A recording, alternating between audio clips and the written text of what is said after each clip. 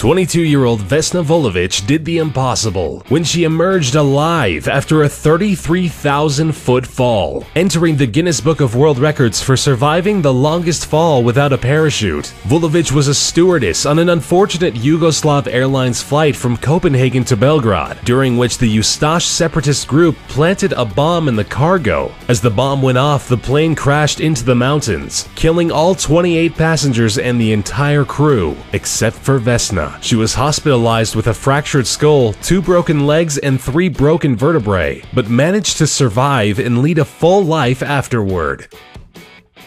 Croatian music teacher Fran Selak has had more than a few meetings with death and survived all of them. Reaching the age of 85 was not a smooth ride for Selak. At the age of 33, a train Selak was on flew off the tracks into an icy river, killing 17 passengers, but not him. With a broken arm, Selak survived this close call, only to find himself in a plane 1 year later flying across Croatia. A door on the plane was blown away, and Selak was blown out of the plane with it. Believe it or not, he survived by landing on a haystack. Only 3 years later, he was on a bus, which plunged into the river and killed 4 people. But of course, not him. At the age of 41, the fuel tank in his car exploded, but he managed to react in time and escape certain death. Again, the same incident unbelievably repeated itself just 3 years later. 20 years after that, Selak survived 1 more car explosion and another bus accident, only to win the lottery and become a millionaire in 2003. He is truly the most lucky person of all time.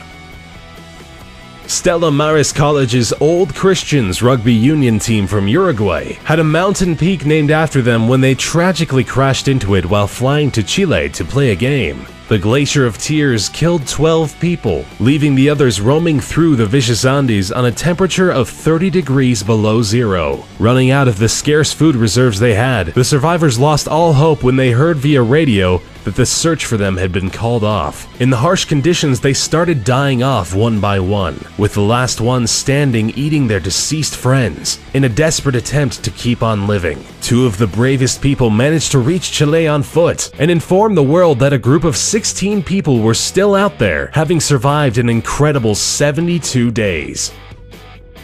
Anatoly Bugorsky worked as a researcher at the Institute for High Energy Physics in Prodvino. While checking a malfunctioning piece of equipment, a beam from the largest Soviet particle accelerator measured at about 200,000 rads went straight through his head. Bugorsky's face swelled up beyond recognition and started peeling off. The beam burned through parts of his face, his bone, and the brain tissue underneath. Astonishingly, although only 500 rads would normally be enough to kill a person, Bugorsky survived. His intellect was undamaged, and he continued his scientific career with much success. He did, however, lose his hearing in the left ear, with that side of his face remaining frozen due to the destruction of nerves. Roy Sullivan was a ranger in Virginia who made it to the Guinness Book of World Records by surviving being struck by lightning 7 times. Each strike did leave him scarred through. The lightning left him with minor injuries each time, such as the loss of a toenail or burning off an eyebrow. But some of the incidents had more serious consequences, such as setting his hair on fire, searing a shoulder, or leaving him with chest burns. Ironically, after a series of miraculous survivals, Sullivan ended his life at the age of 71 by suicide, apparently out of reasons unrelated to his bad luck when it comes to storms. Joe Simpson and Simon Yates dared to set on the mission of scaling the west peak of the Ciudad Grande, 20,814 feet high. The mountain is part of a mountain range in the Peruvian Andes. The ascent was made famous by Simpson's book Touching the Void, in which he describes the climbing and the falling. Simpson was wounded and fell 100 feet into an ice crevasse. He managed to survive and crawl back up to base camp. It took him 3 whole days. Truman Duncan had the most horrific accident you can imagine and survived it. He was just another passenger on a train when he accidentally fell off a train car in motion. He was swept underneath the speeding train and was literally cut in two. Duncan not only managed to survive the horrible event, but he stayed conscious for the next 45 minutes. He managed to get his cell phone out and call the paramedics himself. He underwent 23 surgeries, lost both his legs and a kidney, but miraculously made it out of the hospital alive.